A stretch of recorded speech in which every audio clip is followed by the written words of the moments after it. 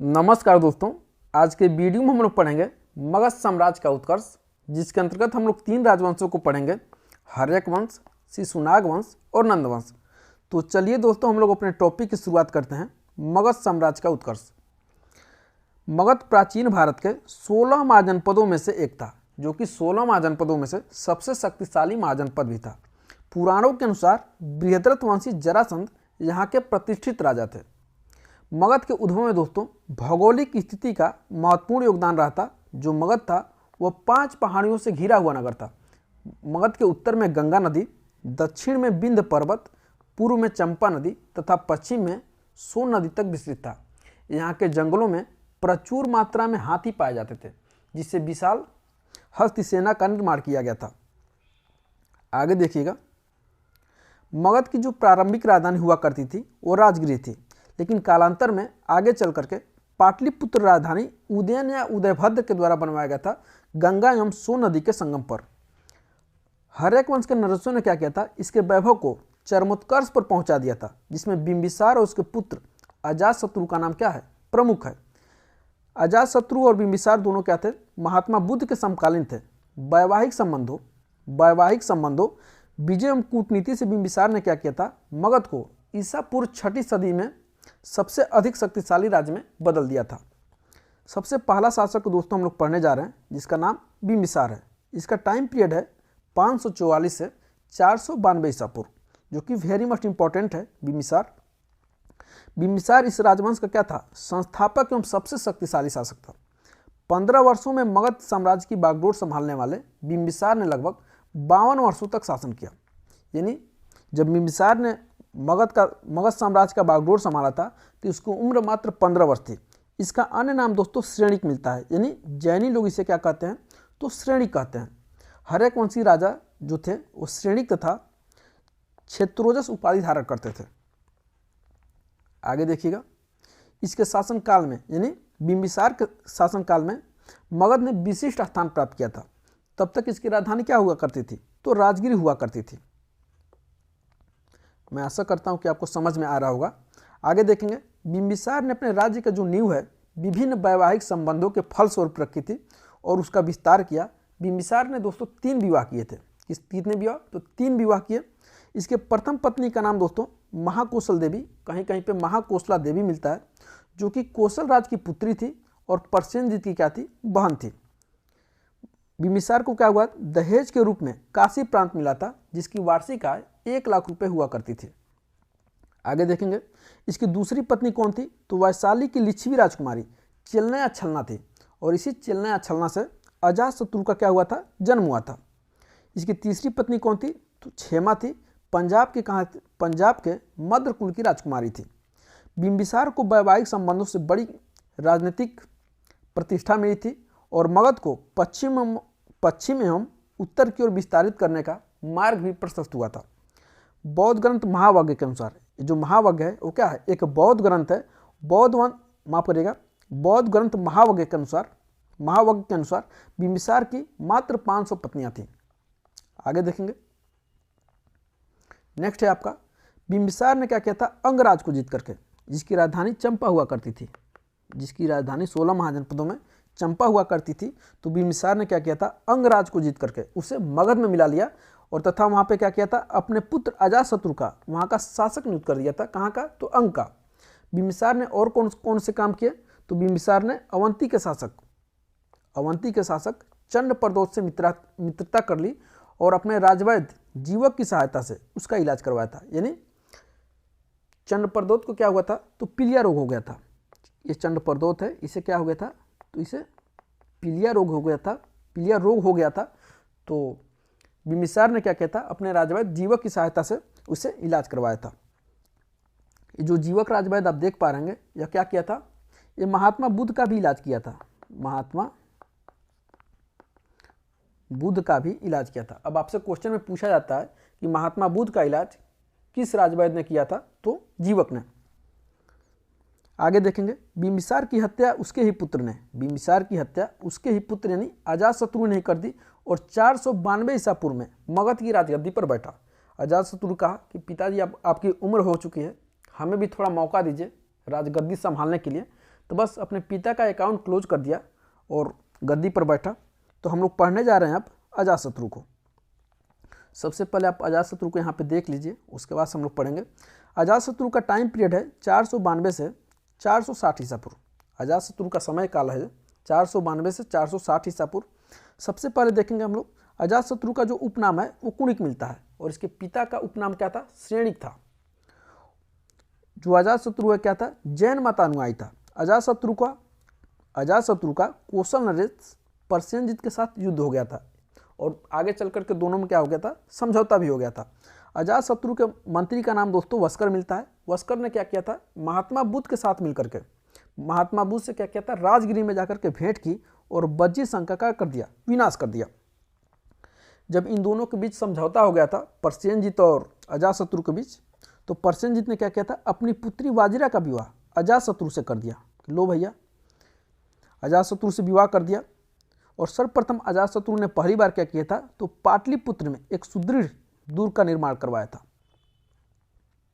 आगे देखिएगा और कौन से काम का और कौन से कार्य किए थे अजातशत्रु ने, देखेंगे। अजातशत्रु का लिच्छियों के साथ एक युद्ध हो गया था। लिच्छियों के साथ एक युद्ध हो गया था। अपने कूटनीतिक मित्र, इसका मित्र था और मंत्री भी था वस्कर। वस्कर की सहायता से क्या किया था? लिच्छियों पर विजय प्राप्त की थी अजातशत्रु ने। और इस युद्ध में अजातशत्रु ने रथ मूसल, याद रखना है आपको, रथ मूसल और महाशिला कंटक नामक 2 हथियारों का प्रयोग किया था। और बाद में काशी और वैशाली को भी मगध में मिला लिया था। देखेंगे अजातशत्रु के समय में क्या हुई थी? वेरी वेरी मोस्ट इंपॉर्टेंट है, यहाँ से क्वेश्चन आपसे पूछे जाएंगे। तो अजातशत्रु के समय में ही राजगिरी की सप्तपर्णी गुफा में प्रथम बौद्ध संगीति का आयोजन हुआ था। यहाँ से क्वेश्चन आपसे पूछा जाएगा कि प्रथम बौद्ध संगीति का आयोजन किसके समय में हुआ था? तो अजातशत्रु के समय। किस स्थान पे हुआ था? तो राजगिरी में। और इसके अध्यक्ष कौन थे? तो महाकश्यप थे। आगे देखिएगा, बुद्ध की शिक्षाओं को 2 पीठकों यानी सूत्र पीठक एवं बिना पीठक में क्या कर दिया जाएगा? विभाजित कर दिया गया था। अजातशत्रु के शासनकाल में एक महत्वपूर्ण घटना घटी। अजातशत्रु के शासनकाल के 8वें वर्ष क्या हुआ था? गौतम बुद्ध को महापरिनिर्वाण हो गया था कुशीनगर में गौतम बुद्ध का महापरिनिर्वाण हो गया, यानी मृत्यु हो गई थी। अजातशत्रु ने लगभग 32 वर्षों तक शासन किया, और पुराणों के अनुसार इसे 28 वर्ष कहा गया है। तत्पश्चात उसके पुत्र ने क्या किया था? जैसे कि अजातशत्रु ने अपने पिता का अकाउंट क्लोज करके गद्दी पर बैठा था, ठीक उसी प्रकार इसके पुत्र उदयन या उदयभद्र है, इसकी अकाउंट क्लोज कर दिया और राजगद्दी पर बैठा। तो अब हम लोग पढ़ने जा रहे हैं उदयन या उदयभद्र। इसका टाइम पीरियड है दोस्तों 460 से 444 ईसा पूर्व। पुराणों एवं जैन ग्रंथों के अनुसार उदयन ने क्या किया था? गंगा एवं सोन नदी के संगम तट पर पाटलिपुत्र, इसका प्राचीन नाम कुसुमपुरा भी मिलता है या कुसुमपुर भी मिलता है, नगर की स्थापना की तथा उसे अपनी राजधानी बनाया था। ये भी क्या था? जैन मतानुयायी था। उदयन के 3 पुत्र थे। कौन कौन थे? तो अनिरुद्ध, मुंडक और नागदशक। बौद्ध ग्रंथों में उदयन को भी क्या कहा जाता है? पितृहंता कहा जाता है। और आपसे क्वेश्चन में पूछा जाएगा कि किस राजवंश को पितृहंता वंश के नाम से जाना जाता है? तो हर्यक वंश को। आगे देखेंगे हम लोग शिशुनाग वंश का टाइम पीरियड है दोस्तों 412 से 344 ईसा पूर्व। इस वंश का संस्थापक जो है शिशुनाग को ही माना जाता है। इसी के नाम पर क्या हुआ था? शिशुनाग वंश पड़ा था। इसके राजवंश का नाम शिशुनाग पड़ा था। प्रमुख शासक, पहला शासक देखिएगा शिशुनाग। इसका टाइम है 412 से 394 ईसा पूर्व। इसने अवंती तथा वत्स राज पर अधिकार कर उन्हें मगध साम्राज्य में मिला लिया और क्या किया? वैशाली को अपनी राजधानी बनाया। पाटलिपुत्र के स्थान पर क्या किया? वैशाली को अपनी राजधानी बनाया। इसके शासन के समय में क्या हुआ था? मगध साम्राज्य के अंतर्गत बंगाल से लेकर के मालवा तक भूभाग सम्मिलित था, यानी वहां तक क्या किया था? साम्राज्य विस्तार किया था। महावंश के अनुसार शिशुनाग की मृत्यु के पश्चात उसका पुत्र कालाशोक गद्दी पर बैठा। कालाशोक इंपॉर्टेंट है, यहाँ से क्वेश्चन पूछे जाएंगे। इसी के समय में दोस्तों द्वितीय बौद्ध संगीति का आयोजन वैशाली में हुआ था। तो देखिएगा कालाशोक, इसका नाम मिलता है काकवर्ण 394 से 366 ईसा पूर्व। इसका नाम दोस्तों पुराण तथा दिव्यावदान में क्या मिलता है? काकवर्ण। जो दिव्यावदान देख रहे हैं वो क्या है? एक बौद्ध ग्रंथ है।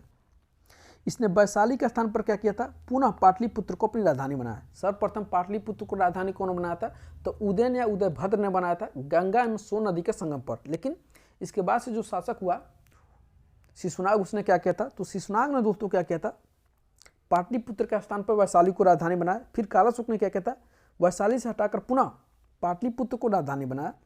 और जो कालाशोक है 28 वर्षों तक शासन किया था। कालाशोक के समय में क्या हुआ था, तो वैशाली में द्वितीय बौद्ध संगीति का आयोजन हुआ था। इसी के समय बौद्ध संघ दो भागों में विभाजित हो गया, स्थिर और महासांघिक में। अब यहाँ से क्वेश्चन पूछा जाएगा आपसे कि द्वितीय बौद्ध संगीति का आयोजन किसके समय में हुआ था, तो कालाशोक में। कहाँ पे, तो वैशाली में। और इसके अध्यक्ष कौन थे, तो सर्वकामी थे। ऊपर लिख देते हैं, सर्वकामी थे। आगे बढ़ेंगे हम लोग। बाणभट्ट रचित बाणभट्ट रचित हर्षचरित में, हर्षचरित के अनुसार महापद्मानंद नामक एक व्यक्ति ने क्या किया था, इसे चाकू मार करके, यानी पाटलिपुत्र में काकवड़ को चाकू मार करके क्या कर दी, हत्या कर दी थी। महाबोधिवंश के अनुसार कालाशोक के 10 पुत्र थे, जिन्होंने कालाशोक की मृत्यु, यानी कालाशोक की मृत्यु कब हुई थी, 366 ईसा पूर्व में हुई थी। लेकिन बाद मगध पर 22 वर्षों तक शासन किया था, लगभग 344 ईसा पूर्व तक। कौन कौन शासन किया था, तो कालाशोक के 10 पुत्रों ने। अगला महत्वपूर्ण शासक है, माफ करिएगा, अगला वंश है नंद वंश। हम लोग हर्यक वंश को पढ़े, शिशुनाग वंश को पढ़े, और हम लोग तीसरे राजवंश को पढ़ने जा रहे हैं जिसका नाम है नंद वंश। इसका टाइम पीरियड दोस्तों 344 से 324 या 322 ईसा पूर्व। देखेंगे हम लोग नंद वंश का जो संस्थापक है, इसका नाम क्या मिलता है, महापद्मानंद। जो नंद वंश का संस्थापक था वो महापद्मानंद था। बौद्ध ग्रंथ महाबोधिवंश में नंद वंश के 9 शासकों का क्या है, नाम मिलता है। पहला है उग्रसेन, दूसरा है पंडुक माफ करिएगा, तीसरा है पंडुगति, चौथा है भूतपाल, पांचवा है राष्ट्रपाल, छठवां है गुविसड़क, छठवां है दसिद्धक, सातवां है क्या, कैवर्त, आठवां है धन। कहीं मिस्टेक हो रहा है, 9वां शायद वो होगा महापद्मानंद। तो देखेंगे प्रमुख शासक महापद्मानंद।